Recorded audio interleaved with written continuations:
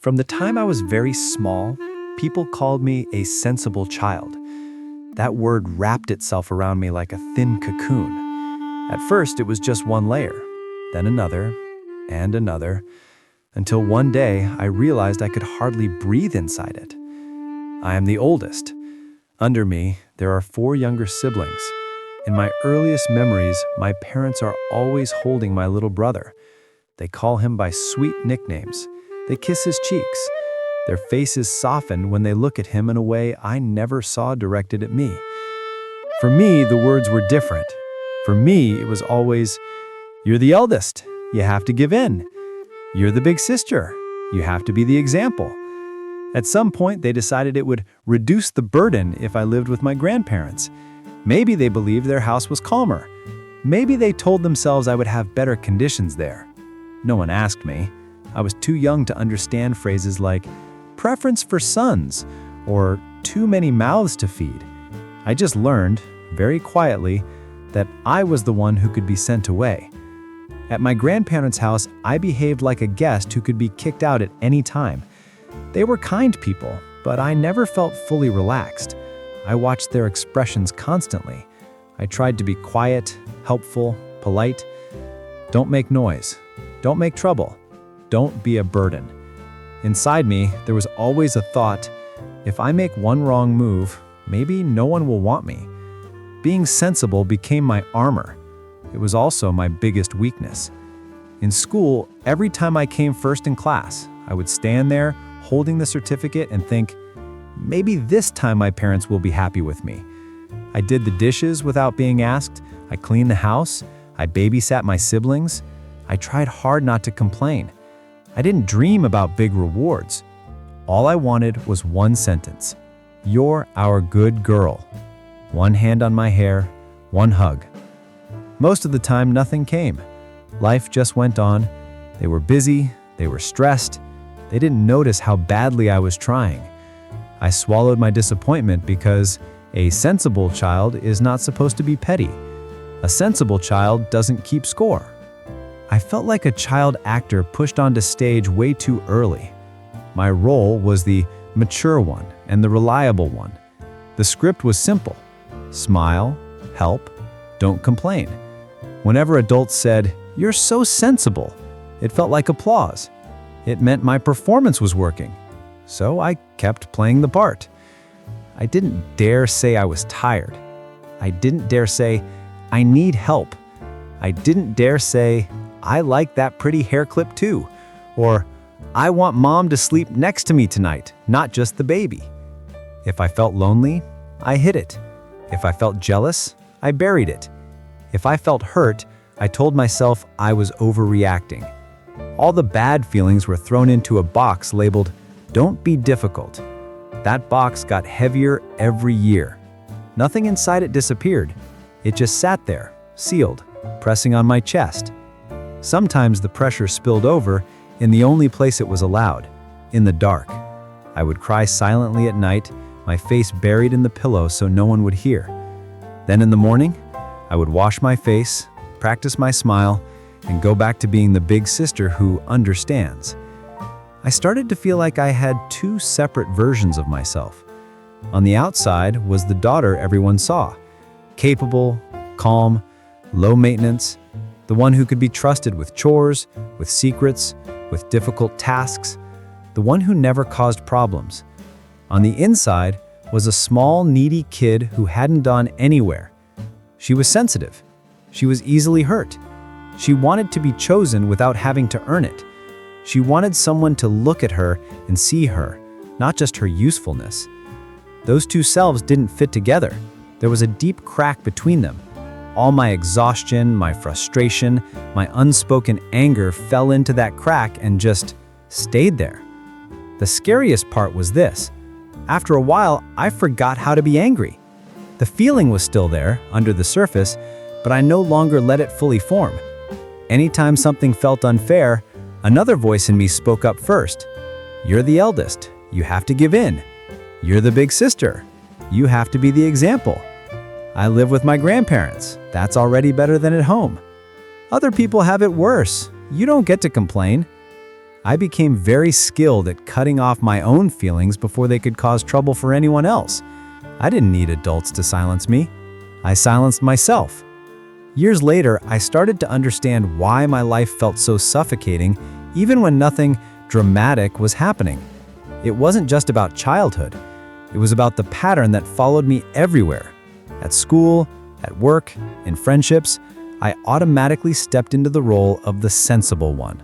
The reliable coworker who stayed late, the friend who always listened but never asked for support, the partner who tried to anticipate needs, smooth conflicts, make things easy. I became the person others leaned on, and on, and on. On the outside, it looked impressive. People said, "You're so strong, you're so mature. I wish I were as put together as you." Inside, I felt like that same little girl, tired and a little bit invisible. I kept giving, hoping one day it would be enough to earn the softness I had always wanted. I thought if I was endlessly understanding, someone would finally say, "You don't have to be strong with me. You can just be." What actually happened was different. The more I pushed down my needs, the more people assumed I didn't have any. The more I solved problems quietly, the more they believed I didn't need support. Being low maintenance didn't win me extra love, it just made my pain harder to see. I was using my good behavior as currency, trying to buy affection.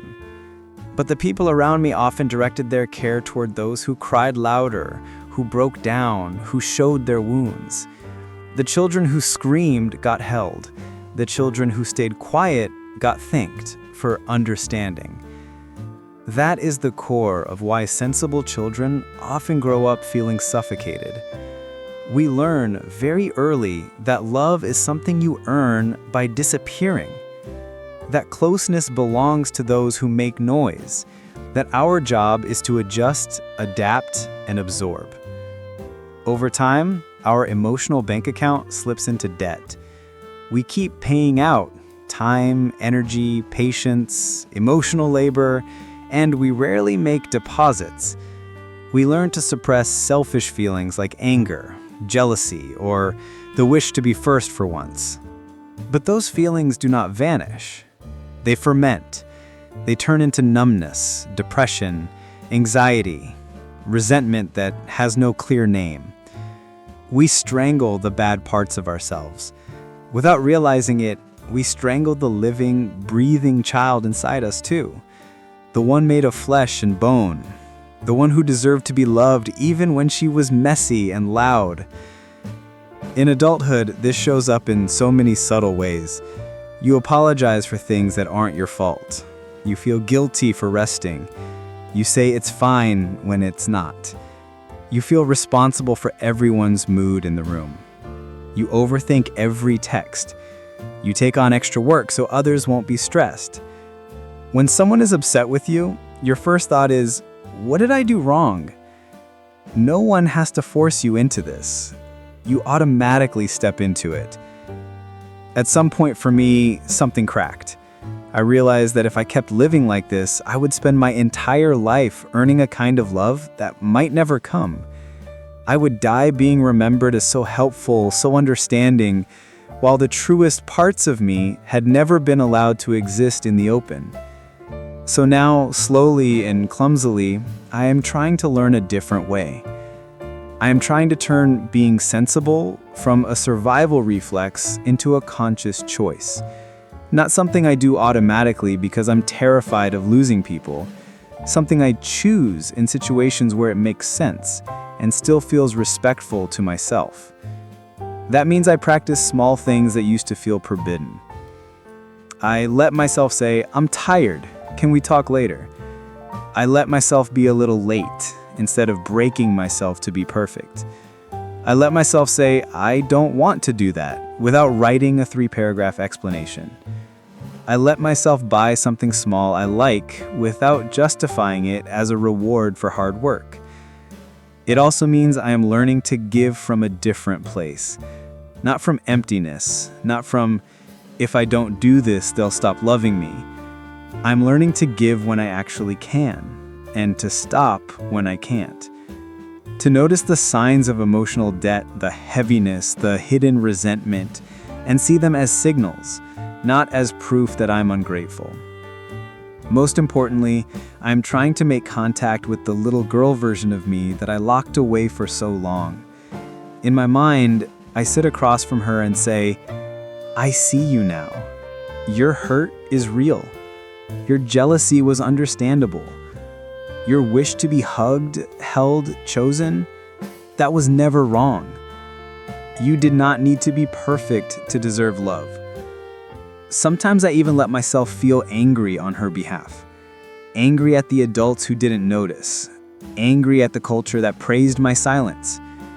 Angry at the idea that children earn their right to exist by being convenient.